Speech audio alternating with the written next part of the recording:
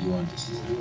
Yes. Tonight's lecture, which is largely on Teotihuacan, but goes beyond that to deal with pyramids as a whole and touches upon some of the technological correspondences, that is, the sorts of techniques and technologies which you find duplicated in the old and new worlds, in Mesoamerica here and in Egypt, the Egypto-Nubian complex, the Mediterranean complex.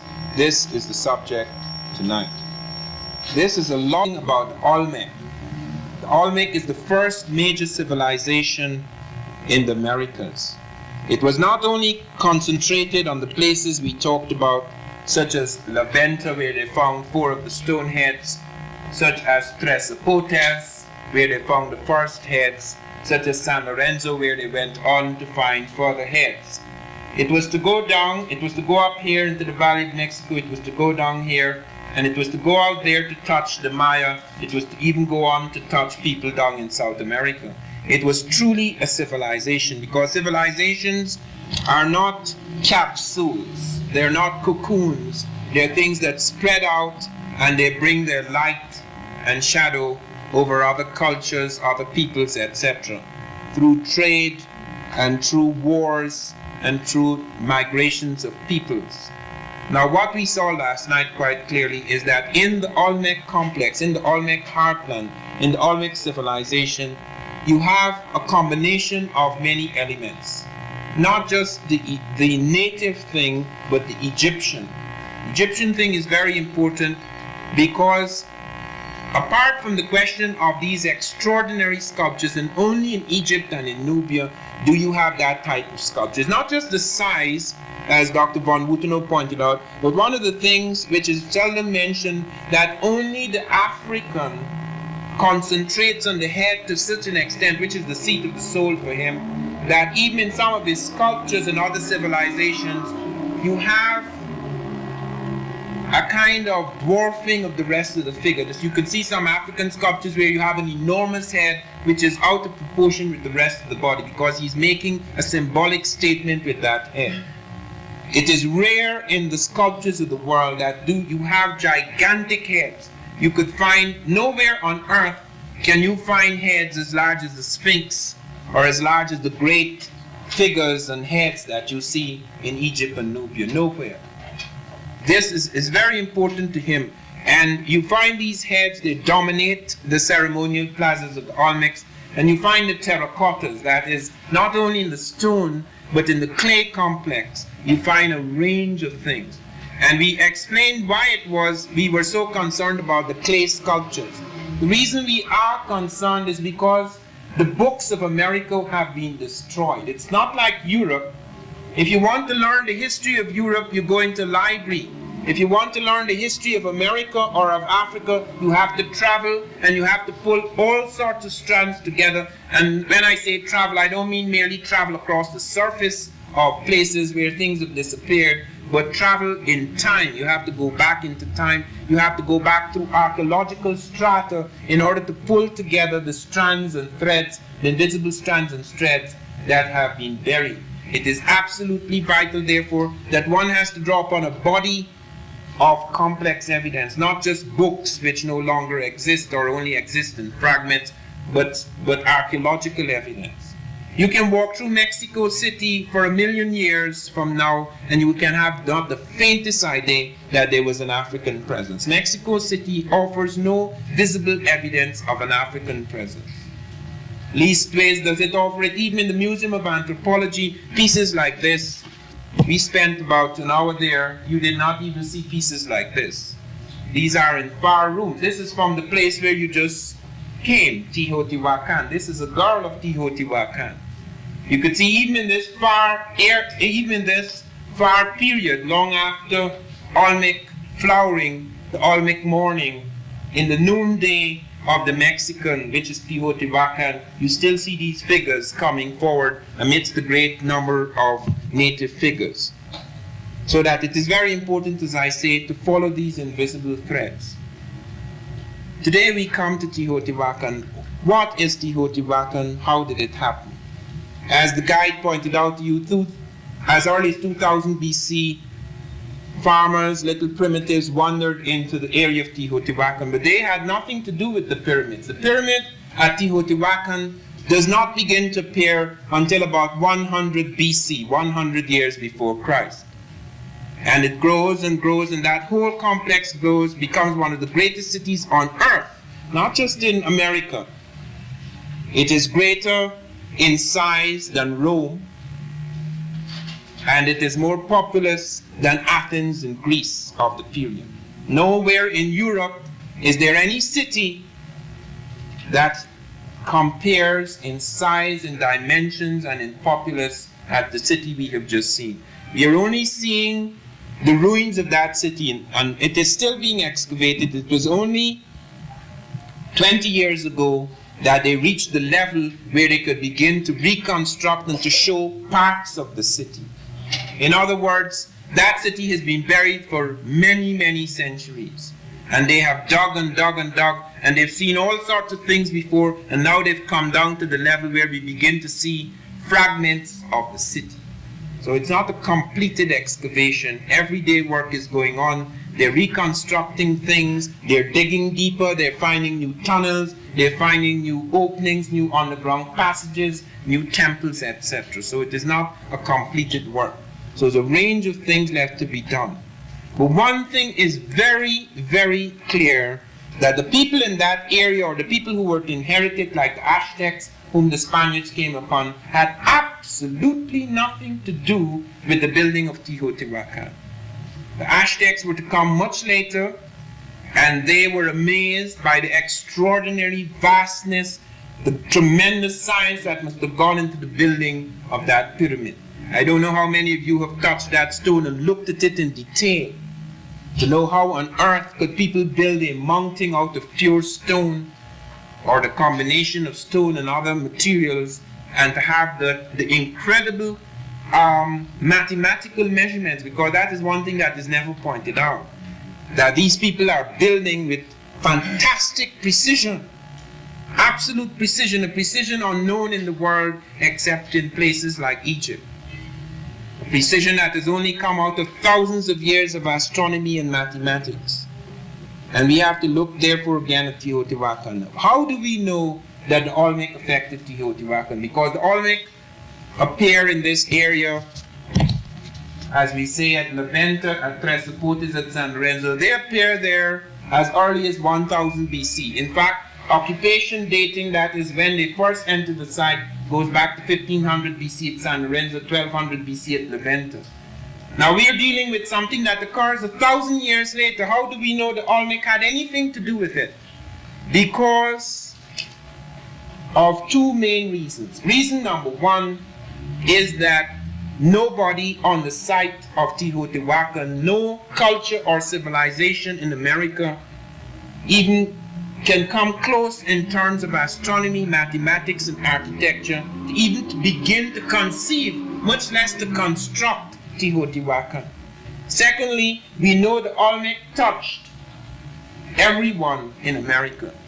We know that because many pieces of their art, many of their ideas and concepts are seen in the works of other places. And we see it also at Teotihuacan, because at Teotihuacan we find effigy jars on 3 prongs. They're standing on 3 legs, the same as in the Olmec world. The jaguar is at Teotihuacan.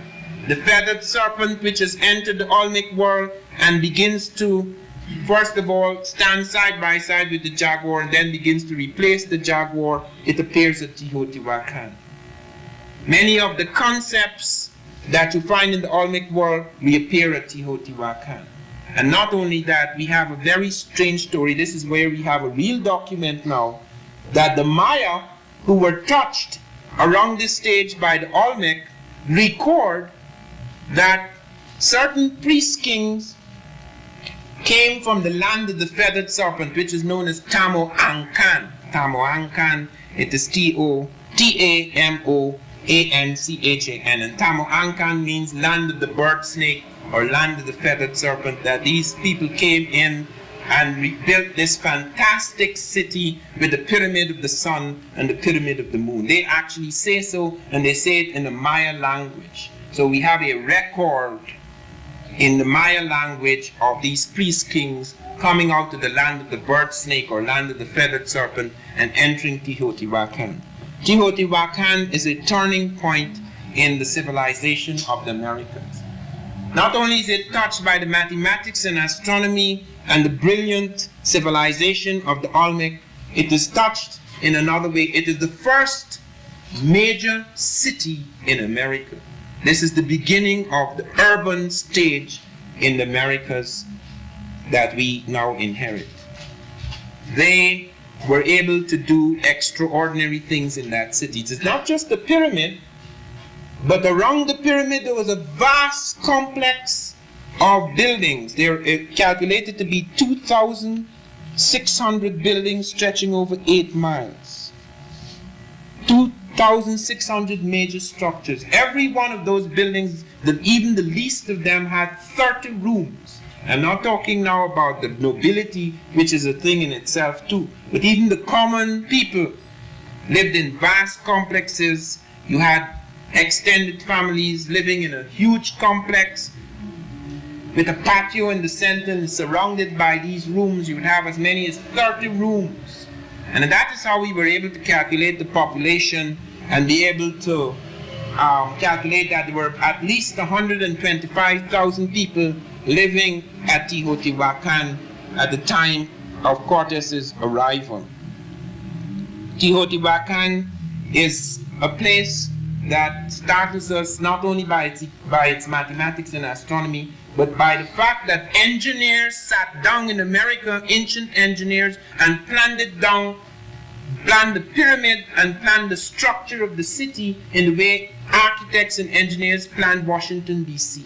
They planned it out in quadrants even before they began to lift a finger, which shows that this was not an evolving city. There's no precedence for cities in America. This is not an evolutionary pattern. Here are people coming out of the Olmec world with clear-cut ideas, fully formed concepts, full-fledged, full-blown, no half and half. They already could see the city before they even begin to build it. They set it down in quadrants with precise gridwork patterns and they begin to build. So that you have these extraordinary factors from the archaeology which give us a clear idea that we're dealing with a highly advanced people coming to set down the basics for the building of Teotihuacan. Now, from 100 BC right down to 750 AD, this city flourished. Its main high points are between the 5th and the 7th century, and then suddenly something happened. We do not know what it is. Some people said that it was a great conflagration, there was a great fire. I don't believe that. Some of the things they found is blackened by fire, but no fire could sweep through a stone city as vast as that over 8 miles and wipe it out. Doesn't make sense. There must have been some peculiar catastrophe that occurred and the city was abandoned, because when the Aztecs came much later, they found it abandoned. There is no complete explanation for what happened at Teotihuacan, just as there is no complete explanation at the moment for the catastrophe that struck the Mayans somewhere around AD 900. Suddenly they left their great cities, they abandoned it. There are many theories about it. There was theories about erosions of the soil that led to failure of the food supply, malnutrition, as a consequence, great disease, epidemics, the destruction of the population. Some stories about great revolts that caused the nobility to be destroyed. All sorts of explanations have been provided, but none of them are satisfactory. We simply do not know at the moment how Teotihuacan died. And we simply do not know at the moment why it is that there was some peculiar abandonment around 800 to 900 AD. Some catastrophe seemed to have struck Central America, which has not yet been explained. We don't know if it was an earthquake. We don't know if it was a series of volcanic eruptions. We have no idea what happened. But suddenly, after this great blaze of glory, the star went out. And we go back now through many layers. And that is why it's so confusing at Teotihuacan, because when you go digging, you have to dig and dig and dig. We haven't yet seen everything. We have to dig even deeper. They have to now start to open up holes and go below Teotihuacan to find out what happened before that time. Or even things that were built at Teotihuacan are still buried under the ground. So there's a lot of work still to be done in that connection. Now, one of the extraordinary things about Teotihuacan is that it raises once again this business about, was there a contact between Egypt and America in the ancient world? How can we establish this when Teotihuacan is as late as 100 BC, when if there was any contact, it could not be earlier than 800 BC. I mean later, perhaps than about 800, 700 BC. The reason for that is because the Olmec who were touched from outside were the people who carried certain ideas down and carried it over to this place. So that in spite of all the superficial changes which are bound to occur when new people come in and when they're involved in building, there are certain central ideas which are carried forward by the Olmec which appear at Teotihuacan. It is stunning to learn that the base of Teotihuacan is the same size as the base of the Great Pyramid in Egypt. They said at first that they found it was just 1 meter off. Now they're saying that they cannot be sure it is 1 meter off. It's probably the same size because the 1 meter involves an error. That because of problems in the reconstruction from under the ground, they have left out things at the edges. The reconstruction for every 150 to 200 meters involves an error of 1%, which is equivalent to 1 meter. So that in terms of the error, you have to use the idea that that base is identical and it's not 1 meter off. And the reason why the base is 750 geographic Egyptian feet, or 800 and 500 cubits, is because that is not an arbitrary length. It's not an arbitrary length. It has to do with the fact that the Egyptians use that length because that is a fraction, that is a number which is used to determine the circumference of the earth.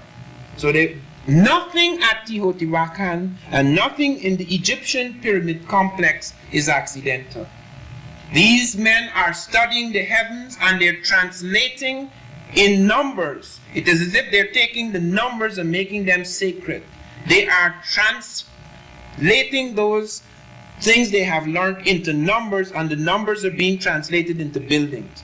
So every base has to be a certain proportion, even if it's not identical in size, it has to be proportionately related to something they have discovered. The temples have to be constructed in a certain way, and they start doing things which are identical. For example, the Egyptians had a habit of relating their buildings to stars and sun and moon, etc., in such a way that at certain times of the year, like for example the vernal equinox or the autumnal equinox, don't get confused with those terms, they simply mean the beginning of spring, the beginning of fall. At those times, in order to ensure that everyone knows that spring has officially begun or fall has officially begun, the light from the sky, some star or the sun or the moon, would fall on a particular object on the pyramid or in the temple they have built, and the object would appear to move. So that in Egypt you would be sitting in a temple on the beginning of the vernal equinox, and suddenly at the altar you would see an object move, or God would begin to vibrate, because the light from the heavens has struck it and creates the optical illusion of movement. The identical thing is being done in America. There is a snake that is made along one of the pyramids, the Castillo of Chichen Itza, where you see a snake. And when the vernal equinox or the spring begins, that snake crawls up the pyramid. The light from the sun at that particular day causes the snake to look as if it is crawling. And when the autumn equinox comes, the beginning of the fall, the snake crawls down. Those are identical ideas and concepts involved in the sacred architecture, both of the people of Teotihuacan as well as the people of Egypt. They would also develop something which the Africans, the Dogon, developed, which the Egyptians developed, which the Americans seem to be doing. Sometimes instead of using telescopes, although the Russians have now found perfectly ground spherical crystal lenses in ancient Egypt indicating that Egyptians had telescopes, they also used the eye as a telescope by performing functions of darkness instead of functions of light. The telescope usually uses functions of light. Certain manipulations of light are used in the telescope, but you could also manipulate darkness. You can stand in a dark cell for hours, or in a dark room or a dark cave, as the Africans, the Egyptians, and the Americans did, would stand in a dark cell and would have a point of light. And the eye would become developed in such a way that it almost becomes a lens. And the area of the heavens that circle of light is supposed to cover is suddenly transformed. It suddenly becomes far more precise to the eye, which is known as the dark adapted eye. Experiments have been done in China, in Academia Sinica, in 1981 to establish that this is a fact. The African seems to have an eye that has a faster shutter speed than the European eye. The European eye, its magnitude goes, I think, up to 6.4. The African eye goes up to 8.1. Not all Africans have that capacity, of course. That is something that is developed on the equator. In certain areas, such as where the Dogon were able to observe certain things, you have the eye acting as a lens under special conditions. It is not possible, however, even in the light of that discovery, it is not possible for the Dogon to have discovered Sirius B. Some of you may have heard of Sirius B, which was an invisible star. It is not possible to have discovered Sirius B with the naked eye, regardless of that fact I have just given you. But nevertheless, it explains how the Africans found out the spiral structure of the Milky Way galaxy in which our planet and solar system is. It explains how the Africans found out long before Europe about the rings of Saturn and the moons of Jupiter. It does not, however, explain how the Africans were able to track the orbit of an invisible star right up to the end of the 20th century, doing it 7 centuries before Europe. It does not explain that. In December the 4th, 1975, I published in the New York Times on the editorial page an article, Archaeology's Discovery of an African Presence in America. Some of you may have read that. It came out under the title, Bad News for Columbus, Perhaps. There was no perhaps about it. It was simply bad news. And it brought letters from all over the world, and one of the letters came from academician Sanarov of the Soviet Science City in Asia. And the Russians were very interested in what I was doing because they had been working on the other end. They had been doing detailed research in the Pacific contact. They were interested in Pacific crossings. They had never dreamed of African crossings across the Atlantic because they had taken for granted, in spite of the fact that they're not as prejudiced against Africans as Westerners are, but they had read Western books and they'd taken for granted that the Africans were not involved in navigation and science and were not involved in such types of migration. So they were very interested in what researches I had done. And they offered as an exchange answer any questions I had about excavations they'd done in Africa. The Russians, as you know, had built the Aswan Dam in Egypt, and when the Aswan Dam was completed, it meant there would be a flooding of Nubia and parts of Egypt. As a consequence, part of the archaeological record would be destroyed. The Russians therefore did furious work on the Nasser, the last great Egyptian ruler before Sadat. Sadat was to kick them out because archaeology is not a joke. Archaeology is also involved in spying, just as anthropology once was. So the Russians used archaeology as a cloak for spies, just as the Americans use it in embassies, etc. and eventually they were kicked out. But before they left Egypt, they informed me that one of their scientists, Volosimo, had discovered perfectly ground spherical lenses in ancient Egypt, indicating that the Africans had telescopes. So that in addition to the fact that they have this dark adapted eye, they also had telescopes. What is extremely interesting is that the Americans here are attempting to use the same methods of looking at the sky, going into the great dark. They're not just looking through, they're not just ascending elevations, which would be natural, and looking at the sky like that. They are sitting in a dark cell. They created dark rooms in which they could accustom the eye to look out into the heavens so that you could have a far greater range and precision in the determination of the things that you were studying. Now, one of the extraordinary things too is that we find that the Mexicans, although they had more than one calendar, they had developed their own calendar. In fact, they had 4 calendars. One of these calendars they borrowed from the Egyptian. In this book, they came before Columbus. There's a great detail of things which they could not possibly have done without contact.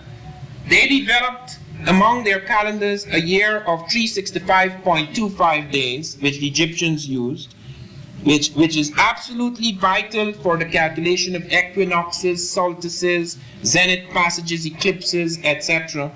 And they were found to be doing some very extraordinary things, which occurs in my book, where I speak of the Mexican year began upon the 26th of February, a day celebrated in the era of Nabonassar, which was fixed by the Egyptians 747 years before the Christian era for the beginning of their month Thoth, corresponding to the meridian of the same day. Now, I'm not going to read all of that, but I want to point out that you have a whole number of things here, a whole set of relationships here, in which they are following the Egyptians. Now, look, if you are standing and looking at the sky, there are certain things you're going to see regardless of which part of the world you are. For example, if they find Sirius A, that is natural. Sirius is one of the brightest stars in the night sky. After you talk about the sun and the moon, you naturally go to the brightest star. So if the Americans discover Sirius and they use it as a base for establishing certain things, you cannot show that they were related to the Egyptians in the least. Anybody can do that. But if the Egyptians look out into the sky and they say, I see a serpent catching its tail in this constellation. I see a crab in that constellation. I see a virgin in that constellation. I see a ram in that constellation. And then the man thousands of miles away is seeing a ram and a crab and a virgin and a serpent catching its tail, and there's no such thing in the heavens. Then something extraordinary has happened.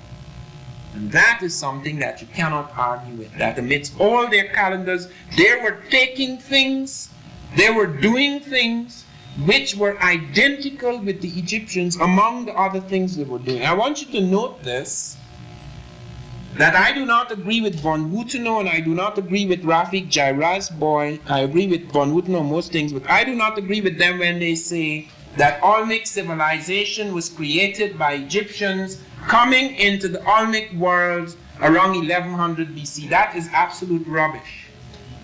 Because the first settlers in the Olmec world were primitive, they were on a low level, they had their own culture, etc., they were building things, but at that point in time, there was no flowering, there was no building of the pyramid, there were no stone heads, etc. Those stone heads appear around 800 BC, or say between 948 and 680 BC. They have been carbon dated because they were rooted in wood, and the wood could be carbon dated. So we have to start dating from the time when we can carbon date. You cannot carbon date a stone head.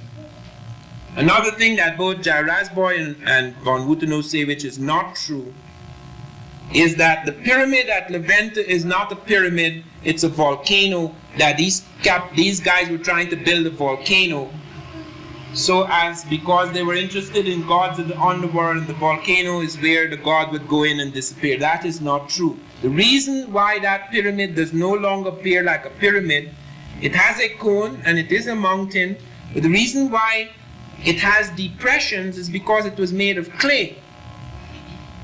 The Americans did not have enough stone close enough to Levanter to make a stone pyramid like the Egyptians.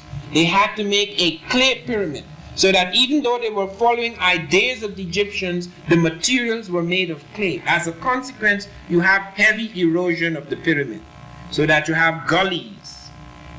You have gullies created by depressions and gullies created by the weather, by erosion. This is a swampy area, etc. So it looks like a fluted cone. And they use that, say, that is a fluted cone. They say it's not a pyramid. It's just like our good friend today, and I don't mean him any harm because he has done his best, calling Teotihuacan pyramid. He says it's not a true pyramid, it's pyramid-like. Now I want to deal with that because that is something that is used to show that there is no connection between Egyptian pyramids and American pyramids. What does he mean by pyramid-like? What he means to say is that that pyramid has steps and a flat top, whereas the Great Pyramid of Cheops in Egypt does not have that step formation and it does not have a flat top. It's a conical or true pyramid. The Egyptians, however, began building step pyramids. The Egyptians did not build true pyramids. They built step pyramids. The first pyramids are all step. And when they started to build true pyramids, they have x-rayed them and found the steps inside. In other words, they built step and covered the steps and made true. Because it is easier to arrive at the ratio of run to rise, what is known as the seced of the pyramid, the cotangent. To get the seced of the pyramid perfect, it is easy to build the steps and then cover them. So that when they x-rayed some of the pyramid, they found the step at the core. The step is at the core of the structure. Not all of them have those steps, but you have many of them which still have the steps. And in the period which I speak about, that is the period of contact, the Egyptians had not been building pyramids since 1600 BC. They have no right, therefore, to be building pyramids in America or even instructing Americans 800 BC. But it is exactly in that time that the Nubians bring about a renaissance or revival of pyramid structures. They take charge of Egypt and they return nostalgically to the architecture and astronomical relationship to architecture that you find in classical Egypt. That is the reason why. That is the reason why you find this resurgence of the pyramid in the world at that time. It resurges in Egypt in the twilight zone, in the sunset, and it resurges in the dawn. The sunset of Egyptian civilization and the dawn of American civilization is on the same stratum. People coming out of that the evening of one world and entering the morning of another. That is why we speak of the Nubian evening and the Olmec morning. There are other things here that are extremely important and should be noted about the correspondences between the Egyptians and Americans as we see at Teotihuacan. We find that the windows in the pyramids and the temples adjoining the pyramids or connected with the pyramids all function as astronomical sighting chambers. We have found that they're not built anyhow. They all have relationships. They all have relationships, just like the mathematics they're using all relate to things like circumference of the earth, all relate to various things they have discovered about the movement of the planet around the sun, about its relationship to the moon, or the relationship of the various planets in the solar system. Now I want to say something about this book. Many of you who get involved in pyramids will find that there are two very useful books. One is called Mysteries of the Mexican Pyramids by Peter Tompkins, and another one is called Secrets of the Great Pyramid. Let me warn you, however, that Peter Tompkins is a man who is very good in terms of bringing a vast amount of stuff together, but he himself sometimes does not realize what he's doing. For example, I was amazed to find that he has read nothing on the Olmec. He knows that the Olmec influenced Teotihuacan, but he says that the Olmec, he goes so far as to say that the Olmec were influenced by white Phoenicians coming with black slaves. He admits there were blacks in America before Columbus, but he thinks that those stoneheads were slaves. How on earth could a people who are not building monuments to their kings build monuments to their slaves? So that the same idea about the black, which persists in the modern world, is in his head. And he got that from Constance Irwin. That is not his own idea. He got that from Constance Irwin, whom I dealt with before, and they came before Columbus, whom I dismissed, in fact, showing what was relevant, because there is this Afro-Phoenician thing in Carthage. It's in a later period, and the Phoenician is not master of the African at all. The African is not a slave. Why, if the Phoenician were the master, why should they just carve the Phoenician type in a stele, and the African type is dominant and powerful? Even Jairus Boy cannot deal with that. Jairus Boy says that in the reign of Ramesses III, the white Egyptians took black. You see, all of them come out with that, you know. Even those who admit, I'll show you, all the people who admit there were blacks in America before Columbus still believe blacks were inferior. They think somebody brought them here. Barry Fell, for example, whenever he referred to the Nubian in his book, he admitted he found Egyptian scripts in America, which I will deal with when I come to my next lecture. They found Egyptian scripts in America, and Barry Fell has deciphered the script. He's shown a piece from the hymn to the Aton in America, written on a cave. He's shown in one area, the Davenport stele, the Egyptian script next to Libyan script, and it's beautifully translated. But yet, when he writes his book, America BC, he speaks of Nubian slave. For him, as in most of the Western world, the word Nubian and the word slave is connected together. The black found anywhere has to be a servant or a slave. Von Wuthenau is more advanced than that. He is not racist, but you could see last night in that remark about the white woman and her maid, when both of them are African. Now it's an automatic reflex. It has nothing to do with any deep racism, because von Wuthenau is not a racist. Von Wuthenau, in fact, suffered because he resisted the racism of the Nazis. But there's an automatic reflex. We are all trained in a European system where we automatically, as soon as you see a black, you have to explain him away because he has no right being there. He's in too prominent a position, whether it is in the past or in the present. And this is how they have explained everything. And this gentleman Tompkins, who should know better, follows Constance Irwin by calling them slaves. The same thing with Jairus Boy. Jairus Boy said they came here in the time of Ramesses III, but Ramesses III was a white Egyptian. And what happened was that the blacks revolted when they came to America, and then they became powerful. That is why they're represented as gods, because they revolted against their white Egyptians. Okay, that is his theory. You see, he has to go into all of that.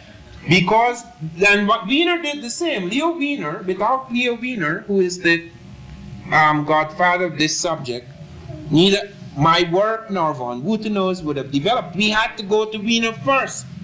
I had to go and study all he did in order to dismiss him, in order to show that it is not true, what is true and what is false.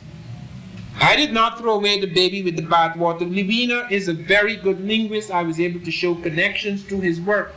But I was also able to show that everything he said about plants was not true. And I was also able to show that what Leo Wiener was saying was that blacks were in America before Columbus, yes, but the Arabs brought them here.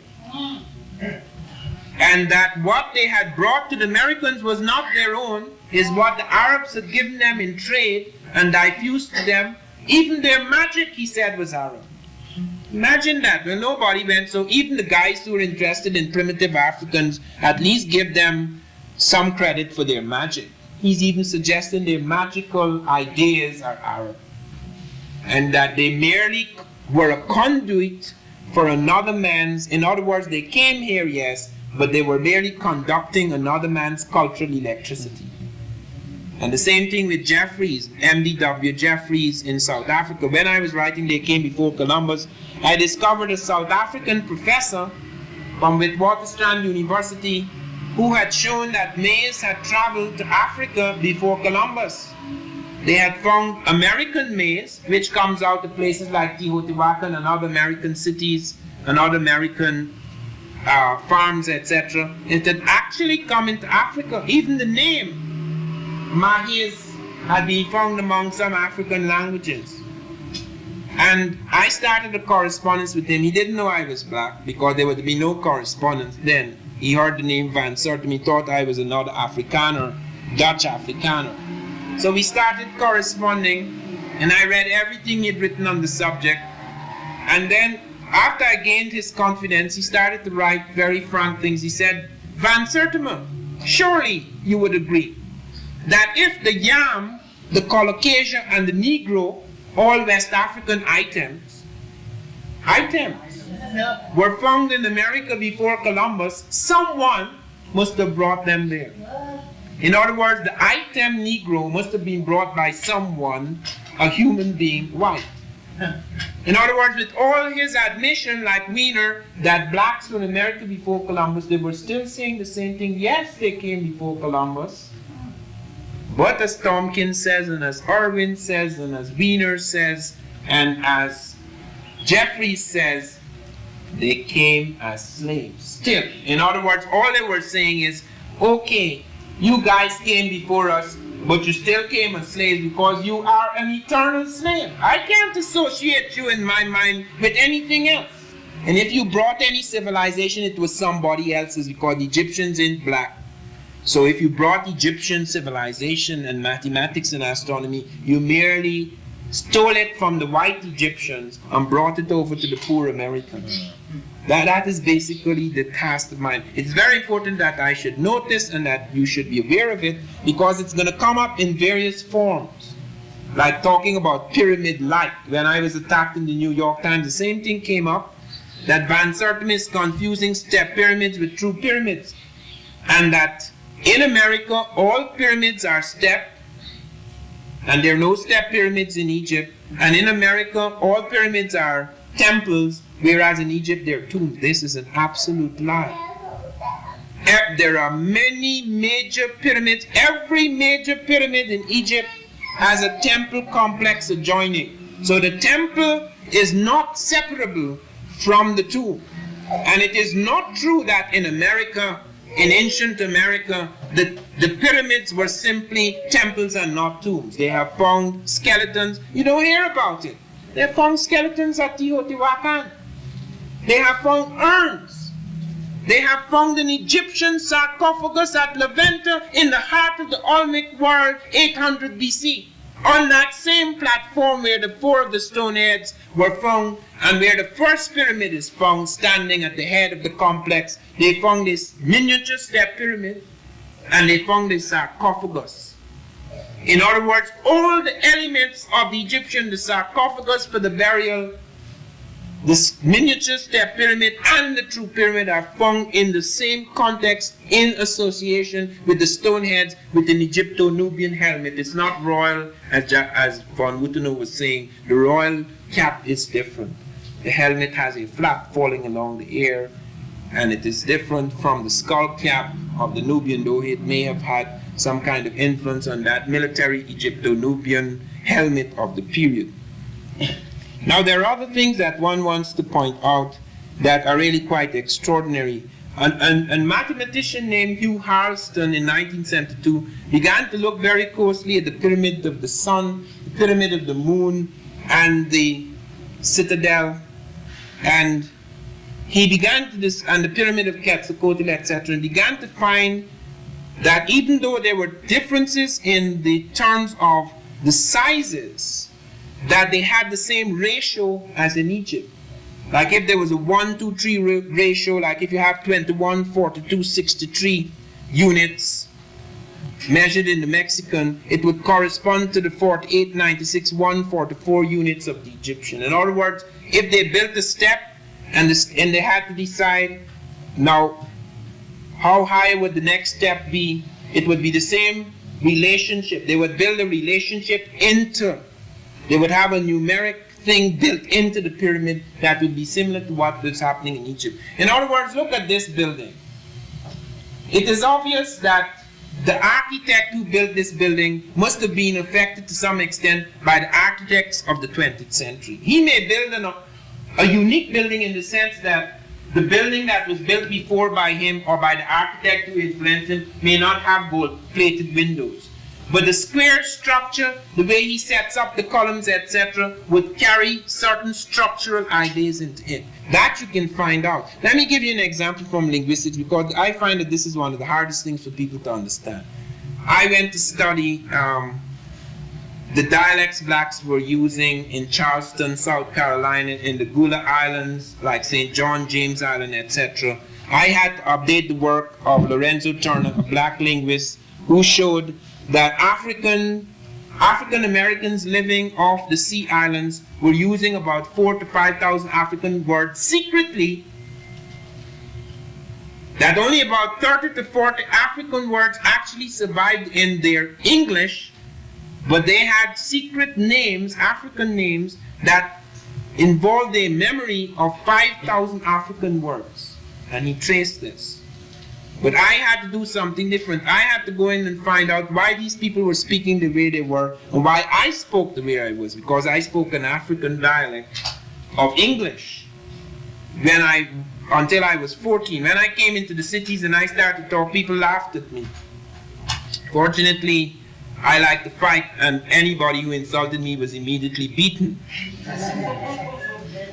But then after I fought, I used to go about challenging people, and someone nearly punched my eye out, one of my eyes out. So I decided that I will become a verbal fighter from then on.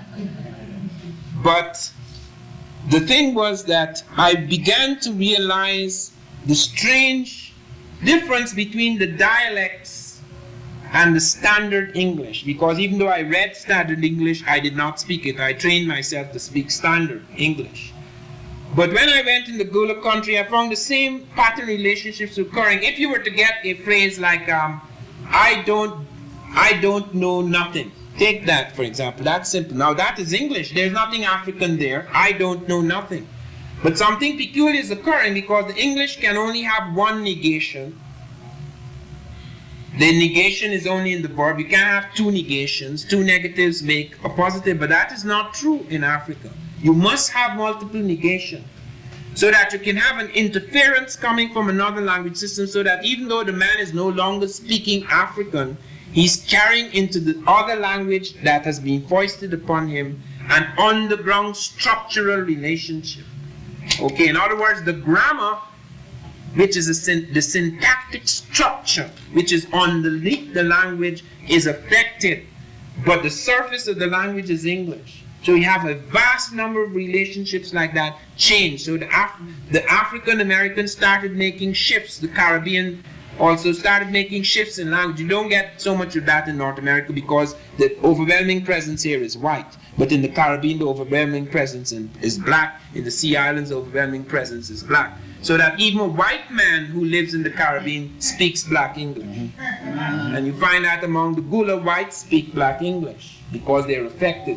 The whites whom I grew up with in school, when they go to England, they're completely shocked.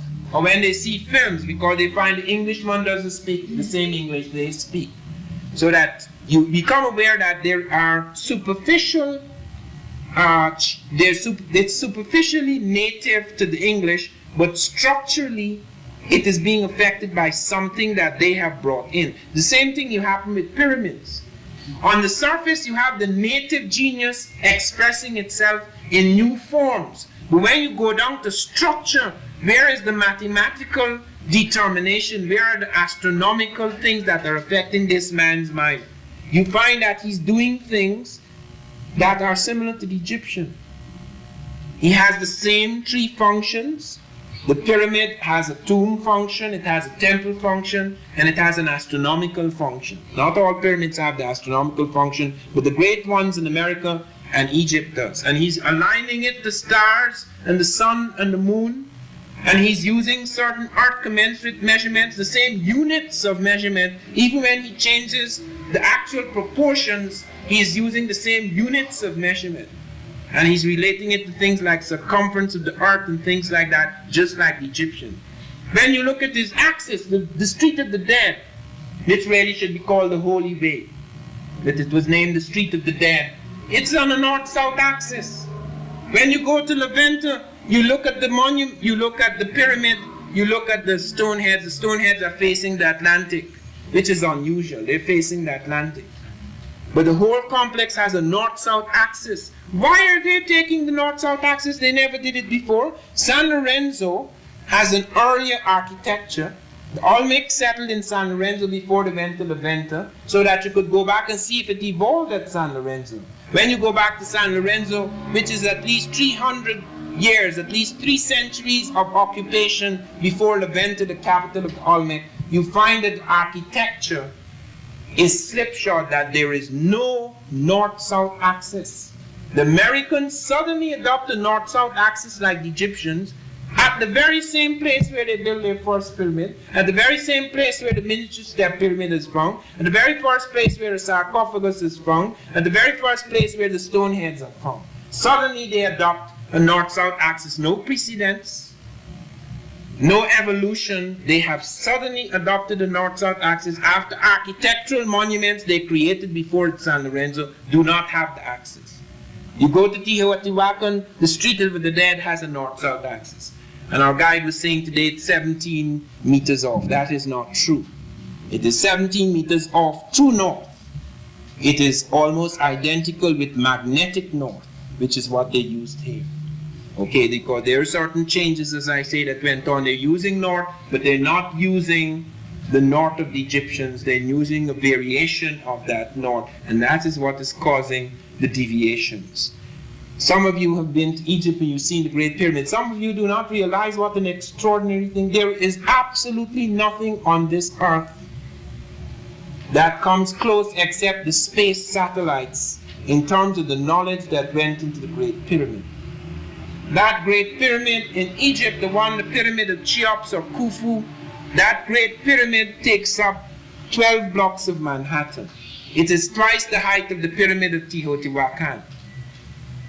It takes up 12 blocks of Manhattan. It is half the height of the Empire State Building.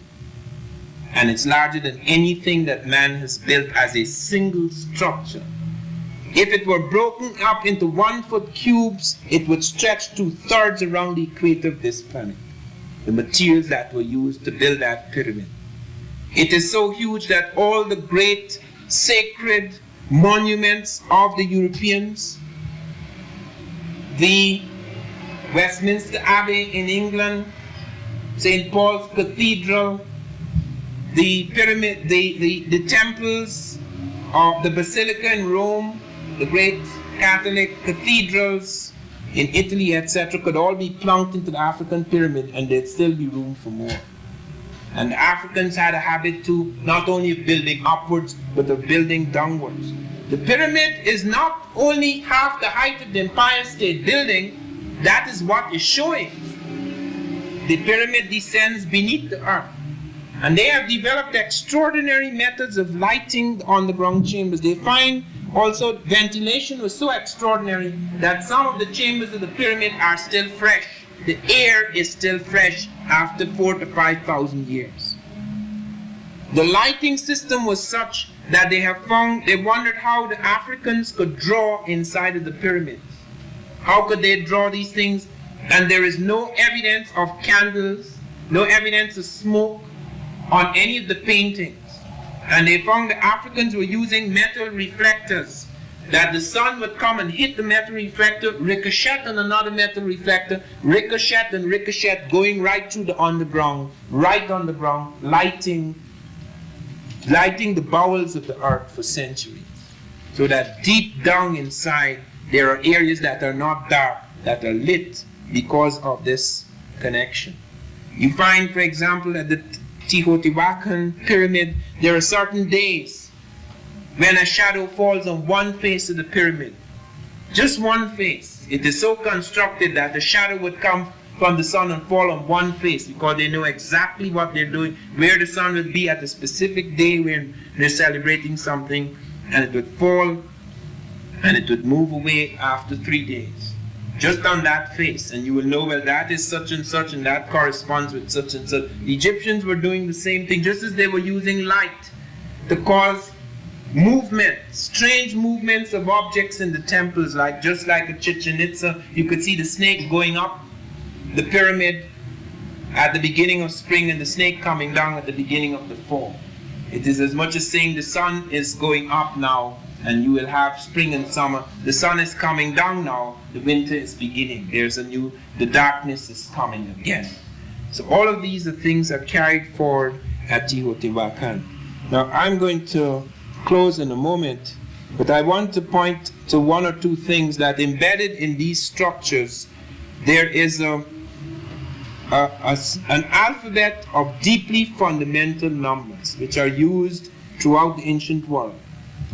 There is no part of the old world where this is used without evidence of the Egyptians affecting it. As you know, the Europeans began to use things the Egyptians were using because Alexander attacked Egypt around 320 BC. Alexander attacked the Egyptians. Second of Arc is African. All of these things are embedded in those structures. All of those are earth commensurate measurements that grew out of their extraordinary astronomy.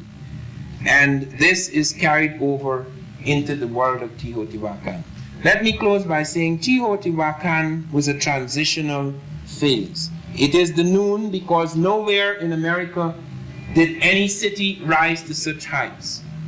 And this is a transition. And one of the extraordinary things we find, this is the last time in the world of America that the jaguar appears. After Teotihuacan, the jaguar disappears forever. And you find the plumed serpent appears. Now, as I showed you last night, that while it is true that the plumed serpent is something that you could find, the serpent representing the sky and heaven, and the snake representing the earth, etc. Nowhere on earth, on the crowns of the kings and the priest kings, nowhere on earth do you find the snake and the serpent so co-joined as among the Olmecs, in Teotihuacan, in Noventa, in those places, and in the Egyptian world. So there we have a whole series of correspondences that we find very difficult to dismiss. I'll leave it for that at the moment, and I will be very happy to answer questions. Thank you very much.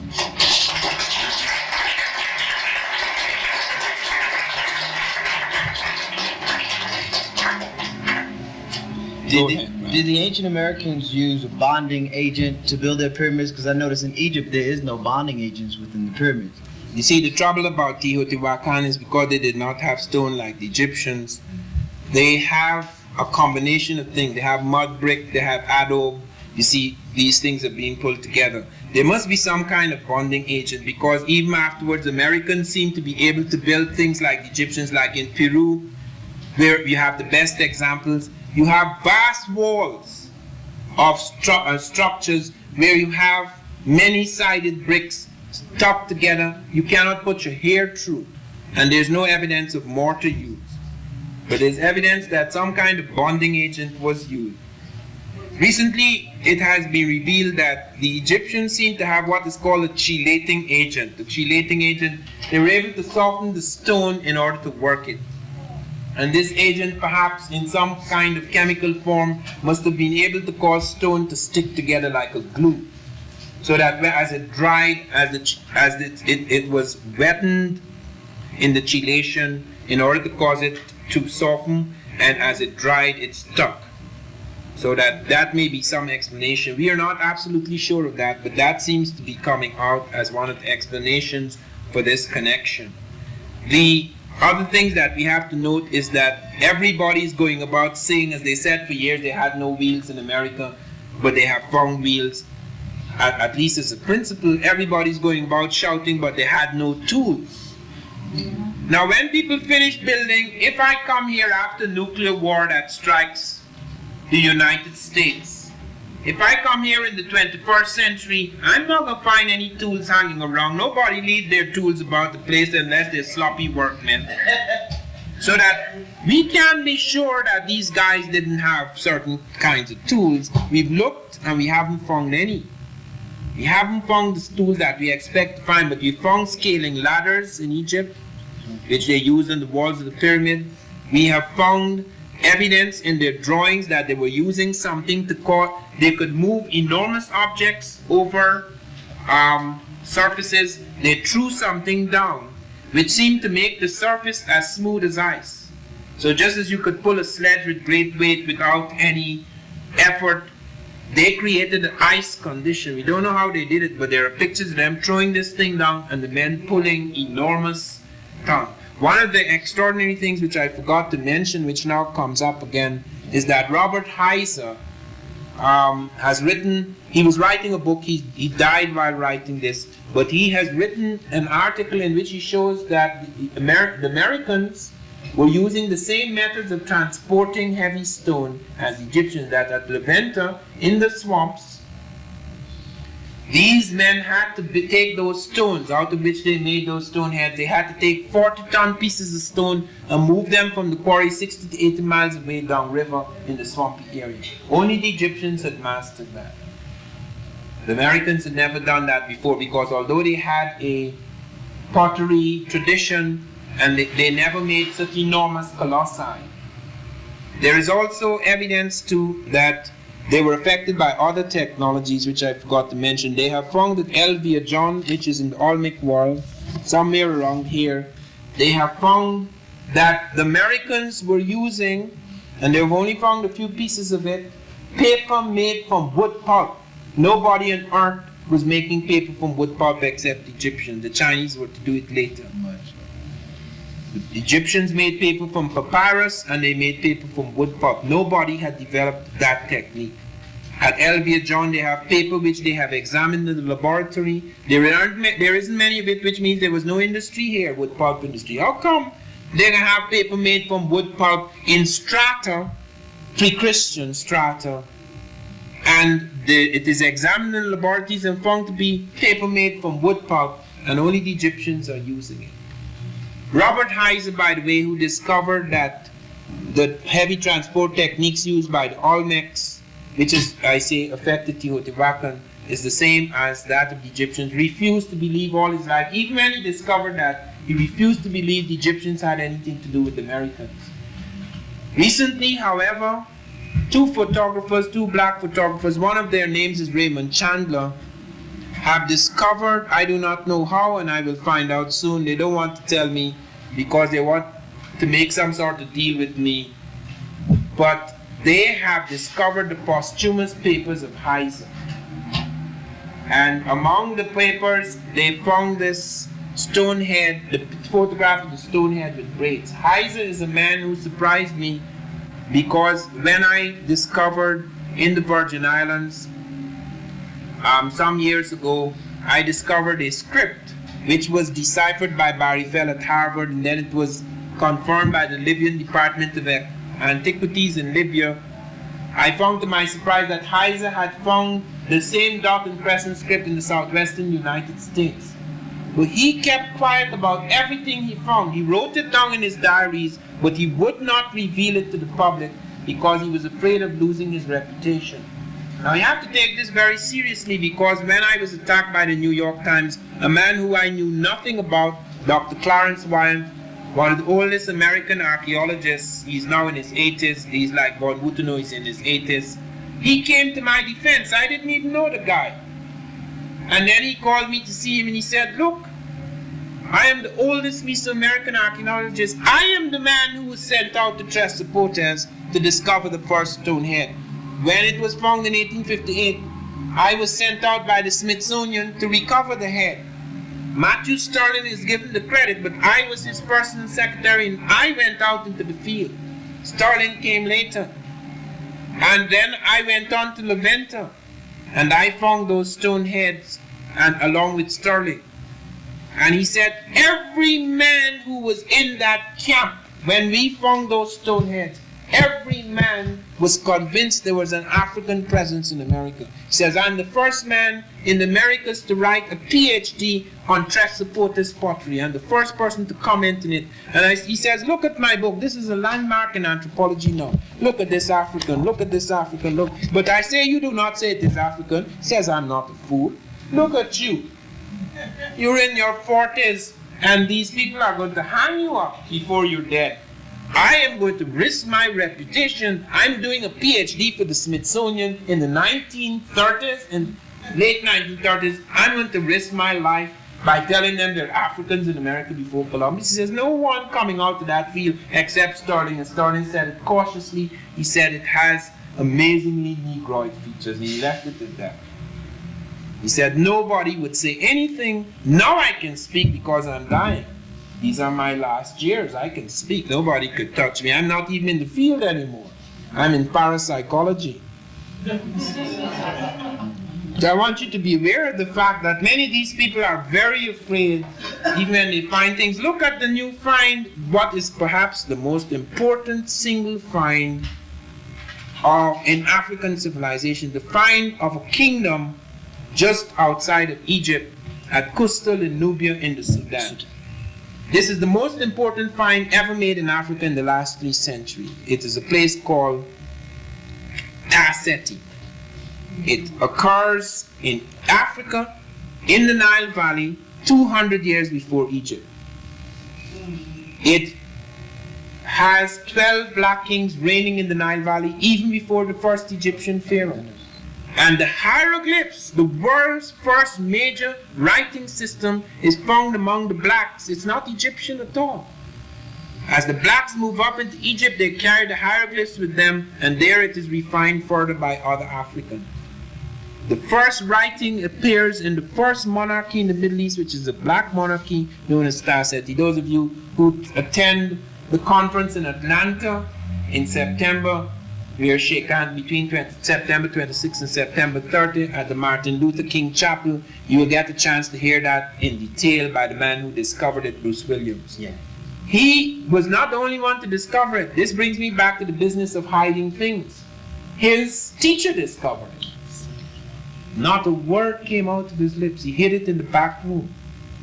He discovered a stone incense burner showing the Horus symbol, showing the falcon god Horus, showing hieroglyphic inscriptions, all Nubian, showing a black king sitting on the throne, the unmistakable crown of the late Egyptians, etc. He said not a word, because all his life he'd written books about Egypt in which the black was pushed in the corner to the 25th dynasty, to learn that the Nubian was not only in the evening but in the dawn of Egyptian civilization, went against all he had written, all he had known, all he had believed, all that his colleagues had done. He could not risk his reputation and destroy all of his work and that of his colleagues to say what he found, so he pushed it aside. It is when he died, Bruce Williams took it out of the back room and started to talk about it. Of course, he is too kind to say that his master discovered it and kept quiet about it. In fact, he goes about saying, we took 15 years to put the pieces together. That didn't take 15 years to put together, it was there. It wasn't smashed up. The pots and the other stoneware vessels had to be put together, but that was intact.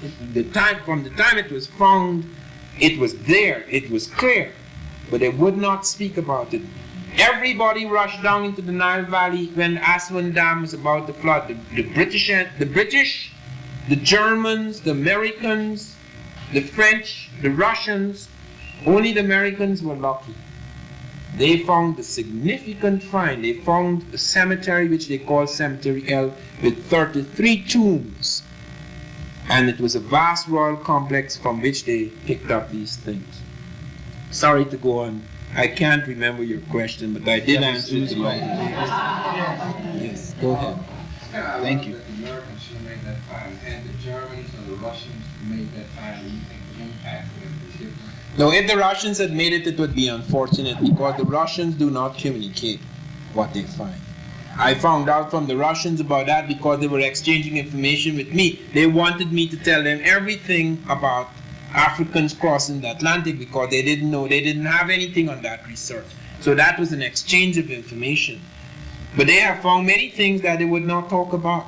It was a specific question I asked them about this business about what they had found that could be helpful to me in the development of ideas about African civilization. And then they even asked me, what are you asking? They wouldn't answer a broad question like that. So I stuck to the thing about the Dogon and the Egyptians and things like that, and then they came back with the telescopes. But the Russians would not say anything. Okay, and if there were the Germans, well, the Germans would have pushed it around. The Germans have the largest African studies department in the world. You can't beat them at that. I had to pay the Germans $2,000 for the Olmec stone heads, for permission to use the photographs of the Olmec stone heads. The Germans have the copyright. You could go about and take pictures, but you can't get pictures as good as the Germans, what they have in their archives. So that, I mean, if it were a German find, it would have been circulated. Yes.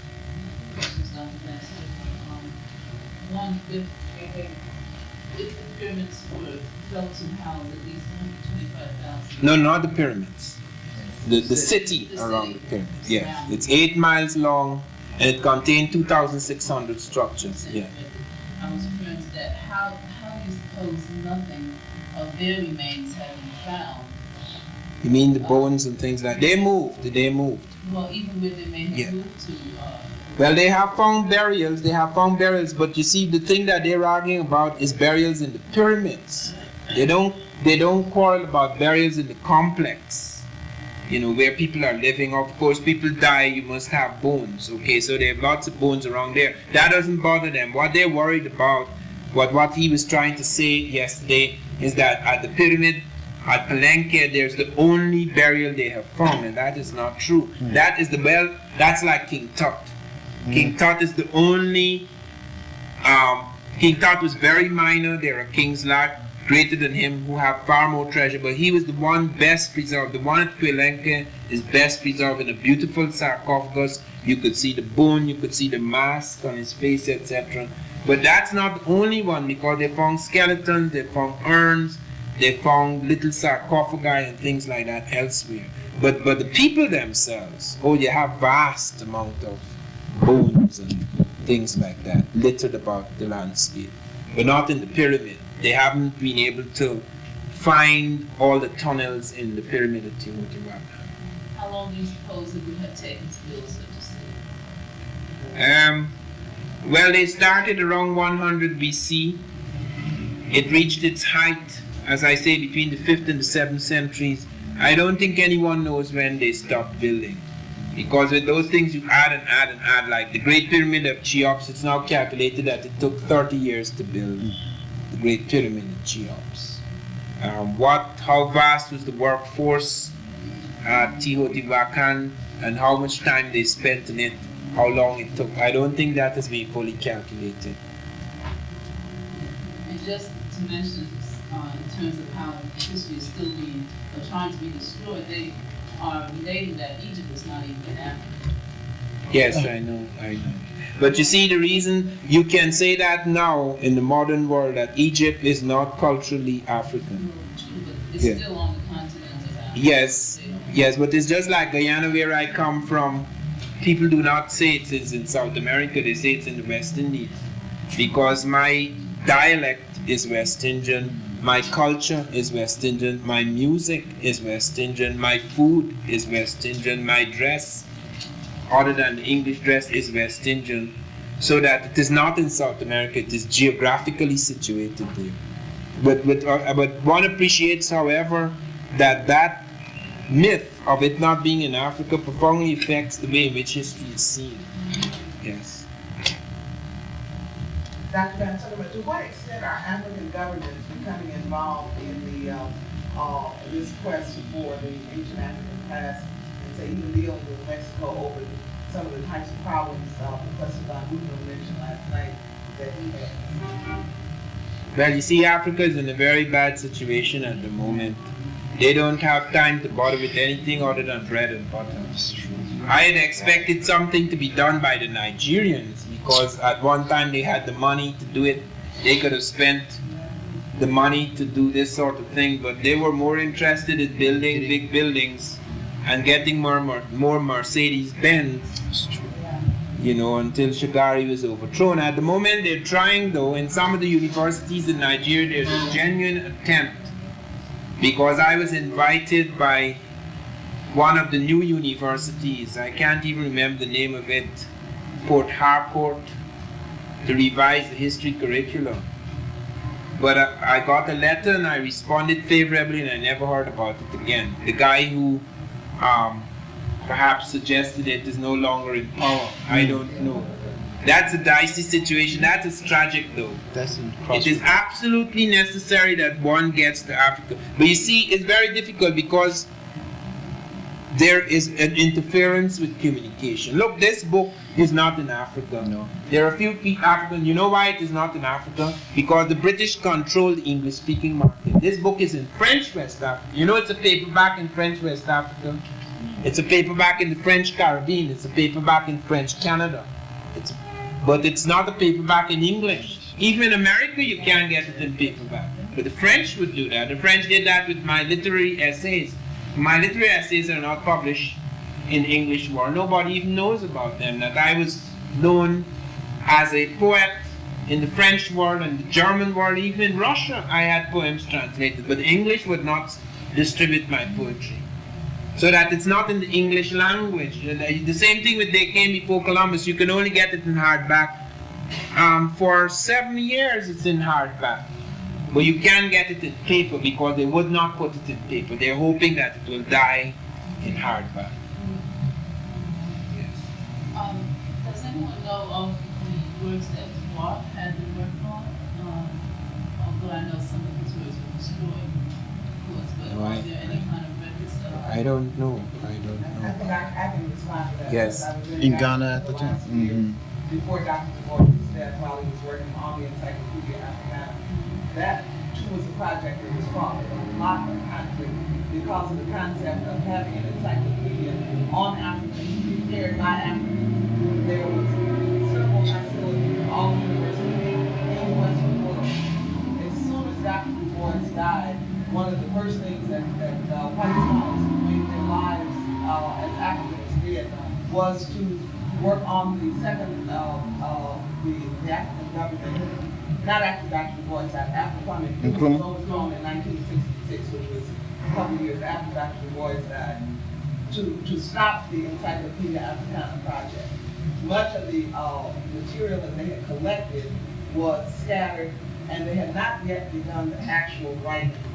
The next thing that happened was that UNESCO began to do a history of Africa, which used some of the same people, but also used European and American white scholars to do it. The Ghana government continued to support an Encyclopedia Africana project, but not with the same concept, and I believe that 2 volumes have been published called A Dictionary of African Biographies, kind of like a comic strip. And that's it.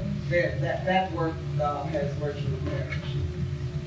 So even doesn't have any of the Well, Mrs. Du Bois died in 77 or 78, but the work was still being collected. They were collecting basic data. Dr. Du Bois was a very meticulous scholar, so they had filing cabinets upon filing cabinets full of basic data on Africa.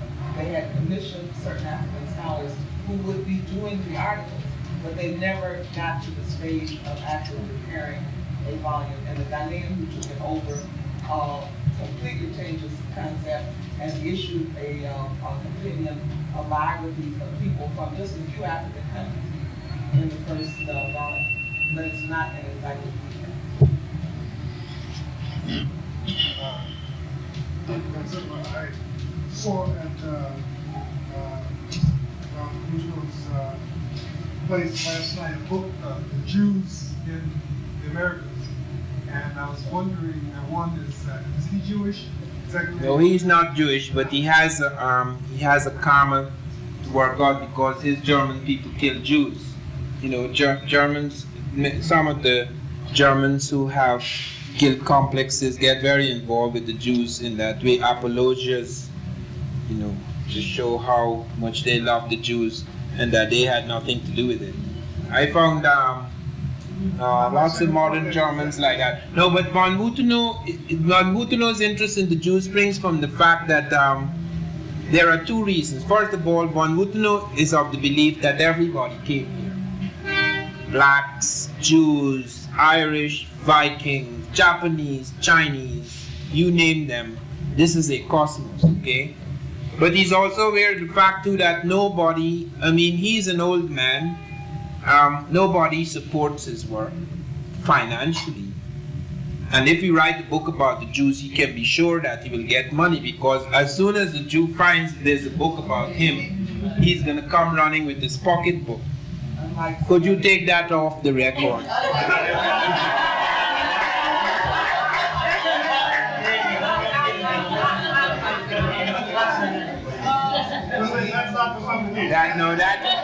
That was a high-knee remark. But true nonetheless. Well, what about the connection between the Jews and the pyramids? They contend that they built the pyramids. Mythology, please. Well, I think that we don't need any refutation of that, because that was a myth about building the pyramids out of straw and brick, which is so absurd. And not only that, those pyramids, the Great Pyramid was built long before the Jewish question. I mean, the Great Pyramid was built in the 3rd dynasty. Where were these Jews? And where did they get ideas about pyramids? Where were these pyramids from? I mean, people have presented these ideas about race of pyramid builders. How could you have a race of pyramid builders who have no pyramids elsewhere? You know, where did they come from? You know, there's no the evolution of the pyramid in Egypt is clearly seen in history. That's one thing, that's one marvelous thing about Egypt. You don't have to worry about documentation because it's there. You have to worry about racism, about people trying to make the Egyptians white. But when it comes to establishing the documentation, it is so voluminous. I mean, you could see Imhotep, you could see his work with the step pyramid, you could see the evolution of mathematics, you could see the development, you could see even papyri with mathematics worked out in the building of the pyramid. You could see it in the Amis, papyrus, all of those things, where they're working out the equations, how to build the pyramid, how to solve the problem of the Seked, and all these things, so that the Jews were not in that. I mean, where were their mathematical books? Where were their astronomical books in that period? Nothing. There's nothing. The Jew was largely black anyway in that period. Their leaders had married black women. Moses had married a black woman. I mean, the Jew as today, like the Egyptian today, has nothing to do with original Jewry or original Egypt.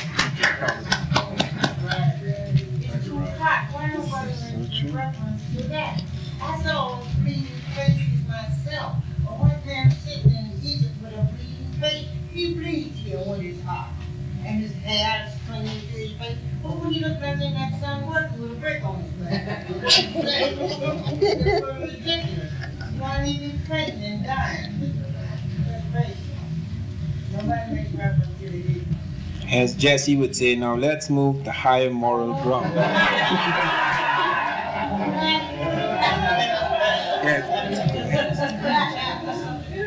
Expound upon the digestible system that they have at the museum yesterday? Yes, what the digestible system really means is using 20 as a base for various calculations. I can't easily explain because I'm not a mathematician, but the Yoruba have a digestible system, by the way. They have the base 20. They developed their own system of arithmetic and numbers, etc. Because as I pointed out, you see, this is something that where I do not agree with many of the diffusionists. The native also had his own thing, like he had his own calendar, apart from the Sothic cycle, the Sothic calendar that he took out of Egypt, he had his own calendar too. So they had these things because it's a very complex world. You see, Mexico is one of the most complex of all places. It is the only country on this earth that has 14 families of languages. Not 14 languages, 14 families.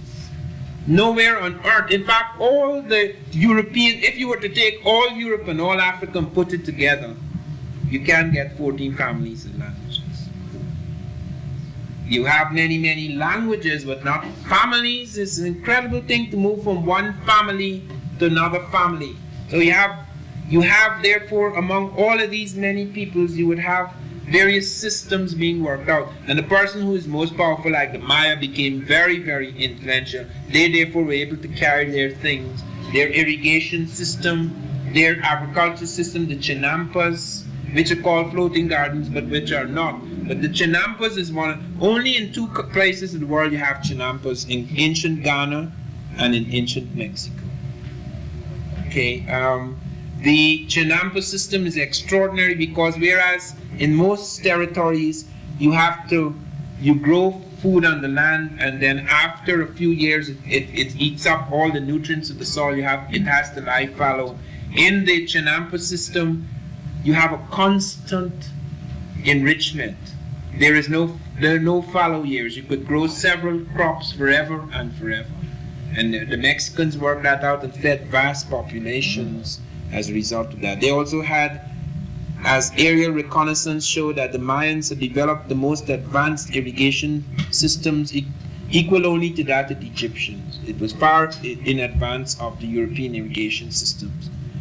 Europe did enormous damage to Mexico. It not only destroyed its civilization, it destroyed its people, as the guy rightly pointed out, smallpox. One of the things he doesn't know is not only Europeans brought smallpox, Europeans brought syphilis here. Europeans brought the common cold. The common cold wiped out millions of Americans. They just caught the cold and that was pneumonia and they died. That was quite simple in Europe, and the Africans fortunately had some acquaintance with the common cold through the Europeans. In my village, the Americans survived because they married Africans. Those who did not marry Africans had very low life expectancy. If you were married to an African, you could live 50, 60, 70 years. If you were not married to an African, your life expectancy was 30 years. Because the thing that struck the Native American was quite incredible. So in my village, you had, even then you had some epidemics. Like when I was 9 years old, everyone died who was around my age. None of my friends survived. I was the only survivor of the epidemic. And I was dying at the age of 9. It wasn't even, doctors came. The priest was saying the last rites over me when I woke up. And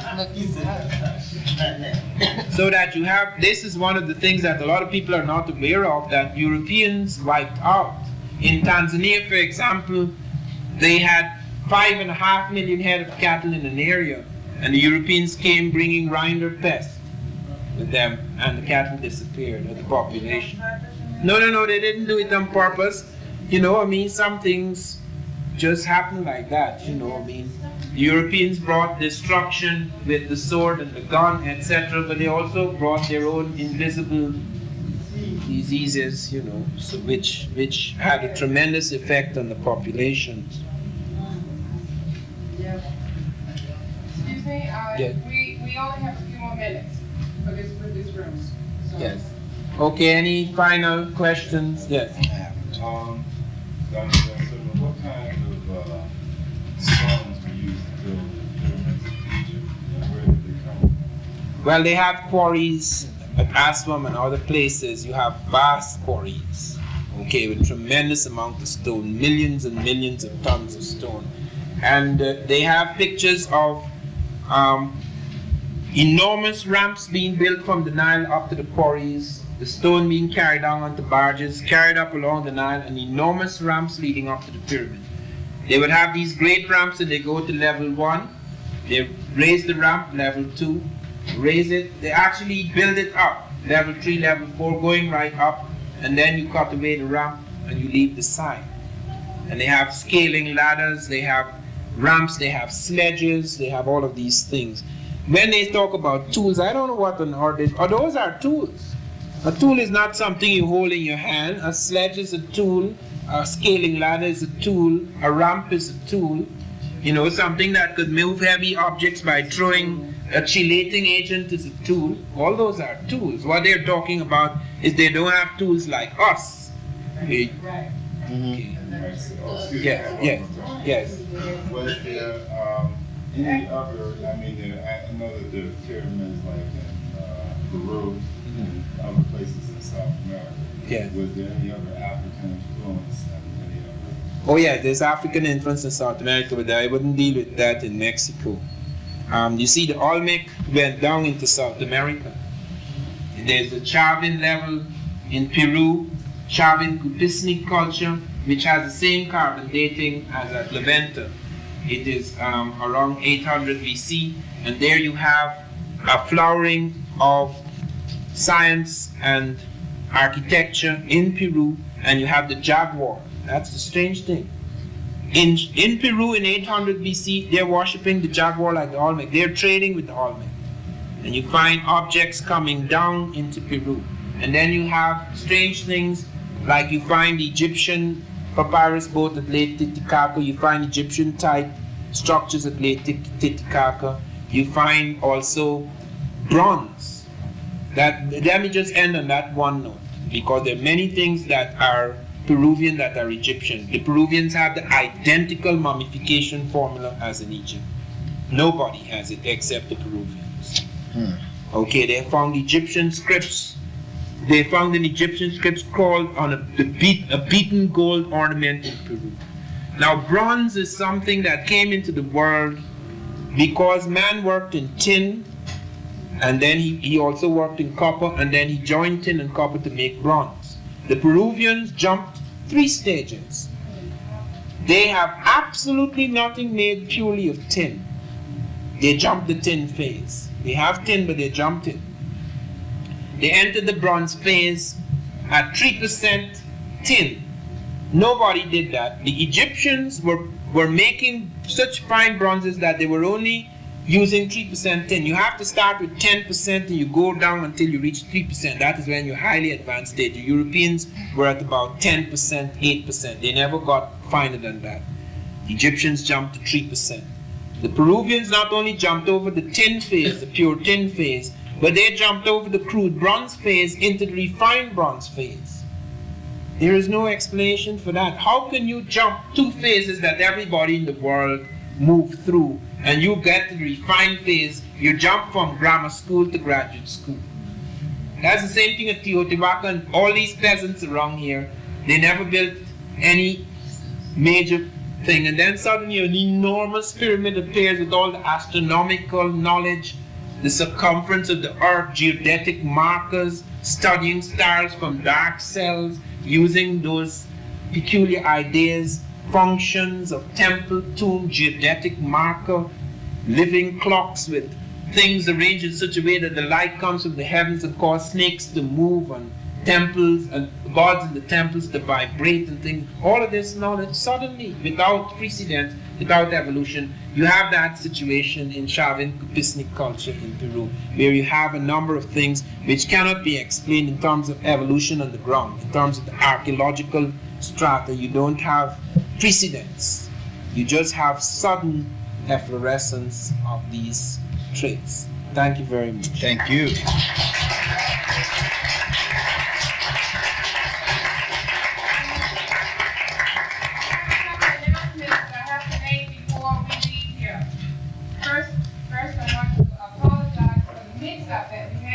Regarding the tours that we were going to get to the brother and our tour guide.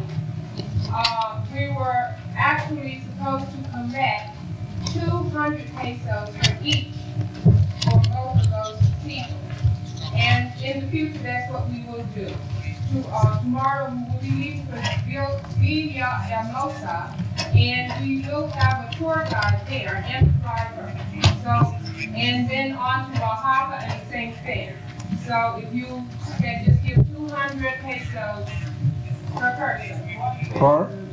Oh, per person. Only a dollar. 200 pesos. $1. Okay? Now, okay? Is that clear? All right. Now, first announcement. Tomorrow at 2 o'clock, we will meet in the lobby to be picked up, to be taken to the airport. at 2 o'clock. Tomorrow at 1 o'clock, set your luggage outside the door so it can be picked up and brought downstairs. Your luggage, the pieces that you cannot carry in your hands. Those that you can carry in your hands, please pick them up, take them with you. But set your luggage outside at 1 o'clock and the bellboy will come around and get them.